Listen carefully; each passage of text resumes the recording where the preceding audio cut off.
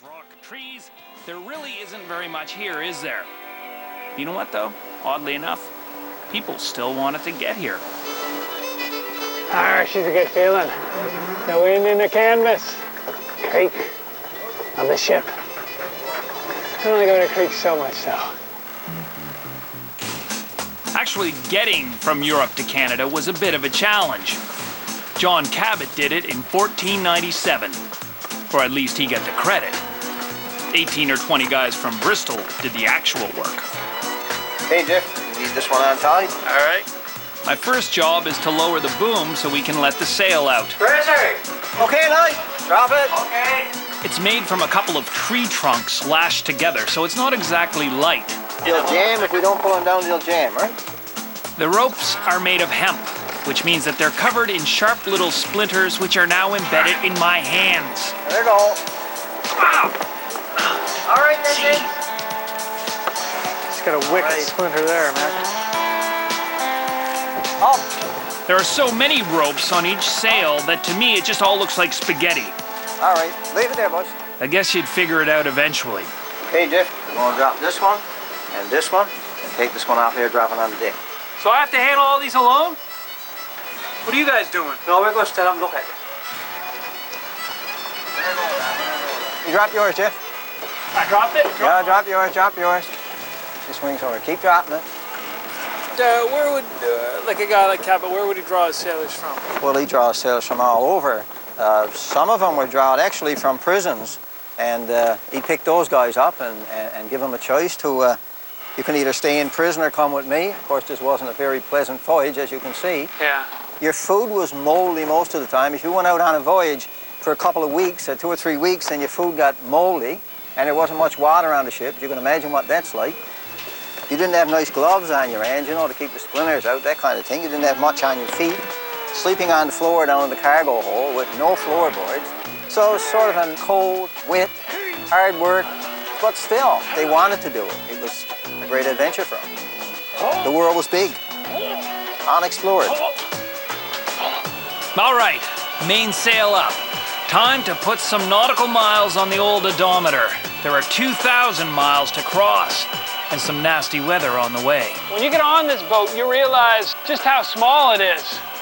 And to come across the ocean and to spend any time on this, it's a calm day and it's pitching around good, so tough men.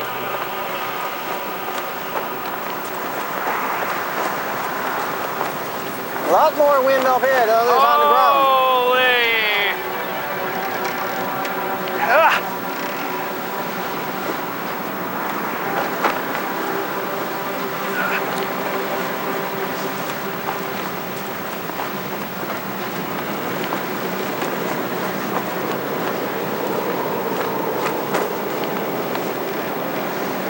I'm not gonna go above the arm. You gotta go above the harm? I'm not gonna go above the arm. Holy. Now what kind of foolishness would we have to get up to here? What would we be working on? Well, lots of things that could happen, okay? Could have a rope jammed in a block that won't go through. Could be a knot in the rigging. All right. I can't imagine scampering up here in the middle of a storm to friggin' untie some knot or something. I think I'd stay in prison. Moldy food, cold, wet weather, and the chance to fall off a 50-foot mast into the Atlantic Ocean. After that kind of voyage, even some barren, hostile chunk of rock would look sweet. Land ho! Land ho! At last, the forbidding shores of the newfound land. You want to be careful not to run into it, though. Look out! By 1837, so many people had run into Cape Bonavista, they decided it was time to put a lighthouse in. A light that every night through the darkness would shine without fail, to warn poor mariners and keep them safe from harm. Only problem was, now some poor sod had to keep it lit.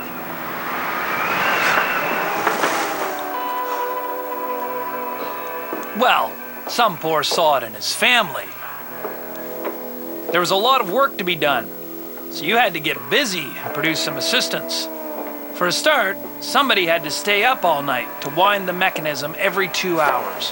Hey, Don, how you doing? Jeff, how you doing? Reporting for duty. Well, this is your job. Beautiful old mechanism, eh? All that copper and brass, silver. It's a revolving light, and it's turned by this clockwork. Give it a crank. Give it a go. Let's turn it clockwise. The 200-pound weight attached to this rope was wound up through the middle of the house, starting inside a cupboard in the kitchen downstairs. Give the escapement a spin. Okay, just hard. Good hard spin, counterclockwise. Okay. As the weight drops, that drives the gears in the clockwork. All right.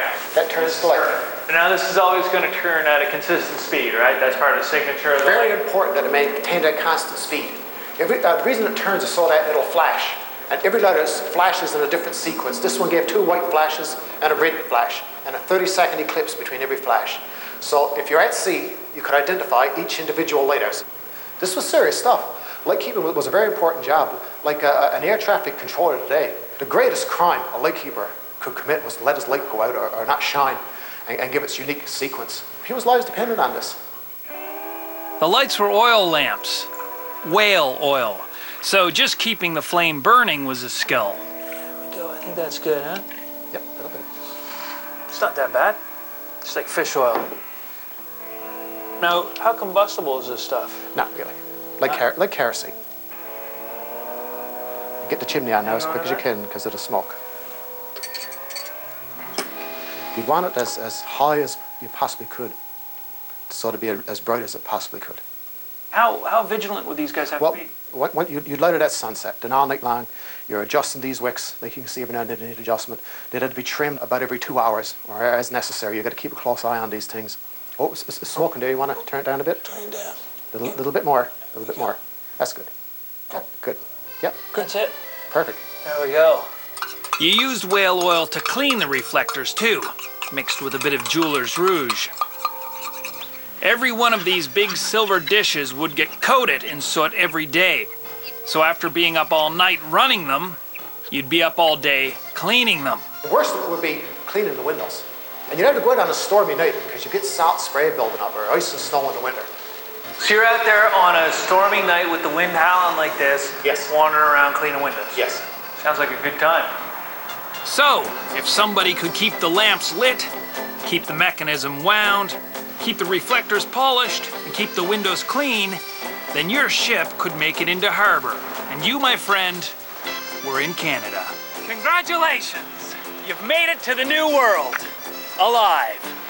But my friends, fun is just beginning.